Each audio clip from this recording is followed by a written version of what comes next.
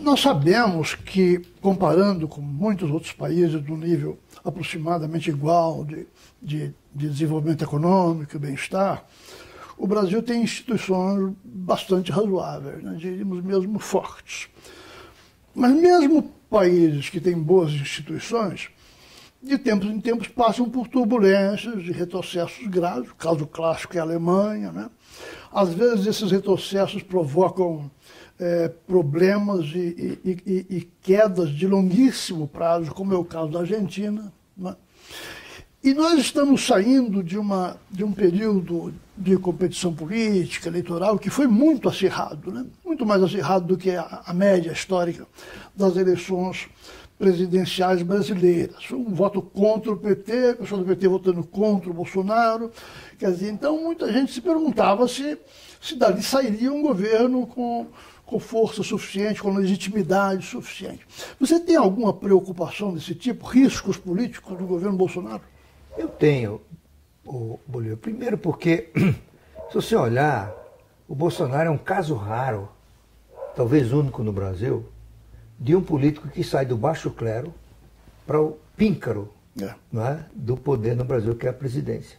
E como a gente aprendeu, já somos mais maduros, aprendemos, né? A liderança é forjada ao longo de uma vida, não é? Em que você vai aprendendo com os seus superiores, toma lições de quem é intelectualmente mais apto do que você na sua formação, aprende experiência no trabalho, aprende com as crises. O Bolsonaro não passou por nada disso, não é? E de uma hora para outra ele é o líder maior do país.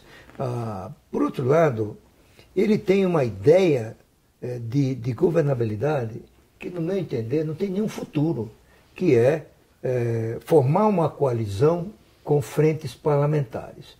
Como você sabe mais do que eu, em sistemas políticos multipartidários, em que o governo não faz a maioria, ele só governa se fizer uma coalizão.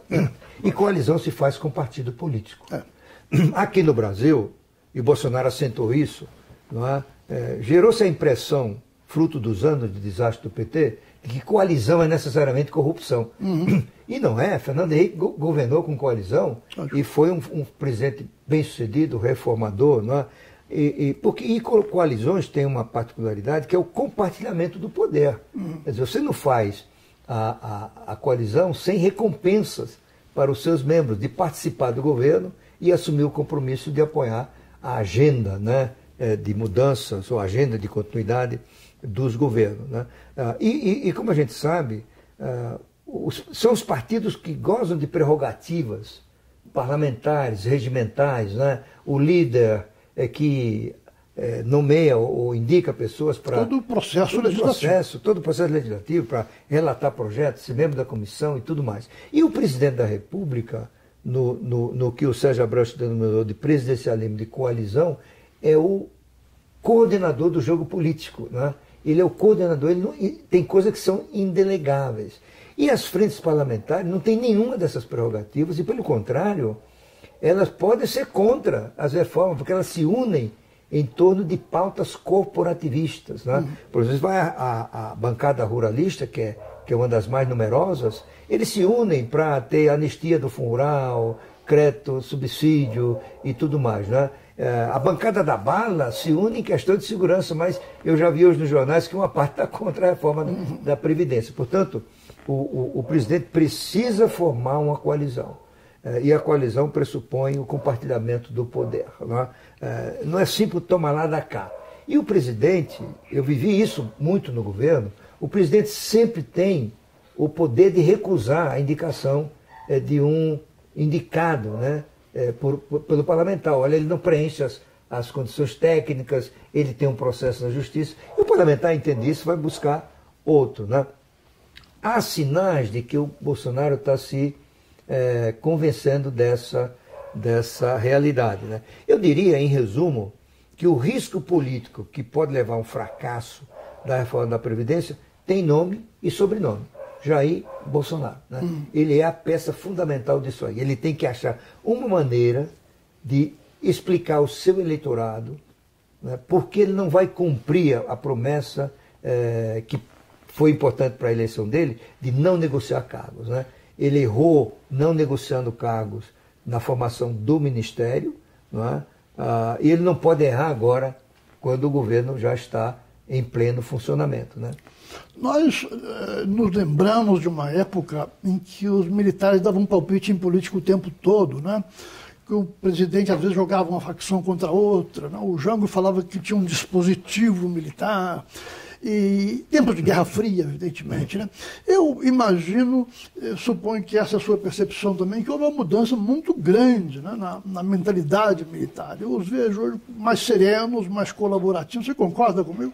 Eu concordo inteiramente, viu? Eu não vejo esse fantasma que estão de risco de um golpe militar, nenhum, tá certo? Nenhum. Os militares que intervinham na política eram os militares que vinham lá dos tenentes de 1922, por aí, né? Eram os militares anticomunistas, eram do tempo da Guerra Fria. Eles estavam realmente em permanente conspiração. Foram várias as conspirações nesse período. Eles tiveram um exército muito menos profissional, né? Muito menos se tornou muito mais profissional depois. Exatamente. E o exército com novas experiências, não é? Muitos desses generais comandaram tropas no exterior, em nome da ONU. Na Haiti, na África. Exatamente. Então eles são muito mais preparados, a visão global é melhor do que naquela época, e eu acho que eles se tornaram democratas, né? Eu diria que os militares hoje, eles são muito mais democráticos do que muita gente. Do que muitos civis. Muitos civis que estão por aí. Eu acho que os militares têm um papel nesse governo, não digo de monitorar o presidente, mas do aconselhamento adequado ao presidente. Por exemplo, os filhos do presidente pararam de dizer tolices. Eu acho que foi um pouco já desse tipo de aconselhamento. Além disso, eles são muito bem preparados, né? Eles são experientes. Eles não têm o DNA da política, né? Claro.